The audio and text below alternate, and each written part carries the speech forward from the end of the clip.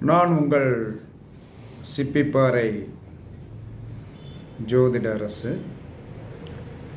எல்லா மனிதனும் என்ன சொல்கிறான்னா கர்ம வினையை தீர்ப்பதற்குண்டான காலங்கள் கண்டிப்பாக இருக்குது. அந்த கர்ம வினையை நம்ம தீர்ப்பதற்கு காலத்தை நாம் எதிர்பார்த்து காத்திருக்கணும்.